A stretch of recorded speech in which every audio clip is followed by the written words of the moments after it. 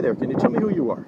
Hi, I'm Stan Hales, Director of the Barnegat Bay Partnership, one of the 28 National Estuary Programs. Excellent. You were testifying here today in Lavallette, New Jersey, before two environmental legislative committees, the Assembly and Senate Committee, on the need for soil standards.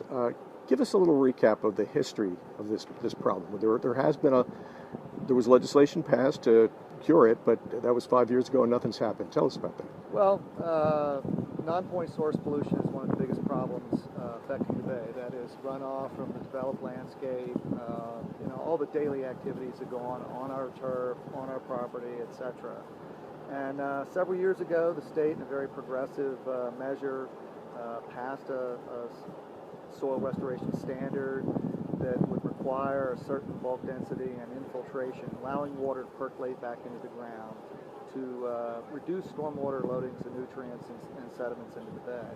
And this was a great law, and it placed a burden squarely on the regulators in the Department of Ag to develop a standard and to implement it. And that was 5 years ago, and very little has happened. We really don't have a clear standard at this point. There's a lot of debate about the merits of the draft standard that exists and how it would be assessed.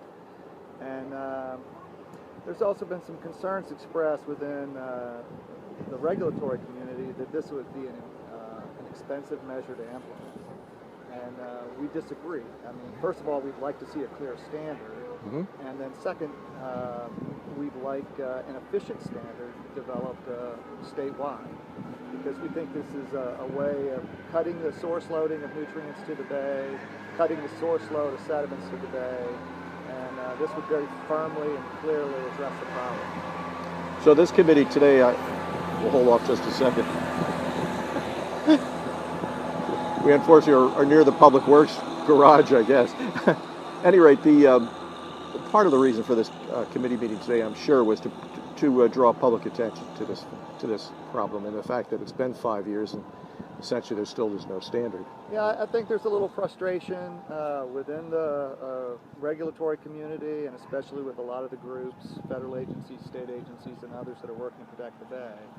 And 5 years ago, when the state proposed this law, passed the law, and the governor signed it and made it part of his 10-point plan for the protection of the bay, there were several other states that were working on similar measures, and those states now have measures, and they've come out and said, this is one of the cheapest and most cost-effective things that you can do to protect water quality.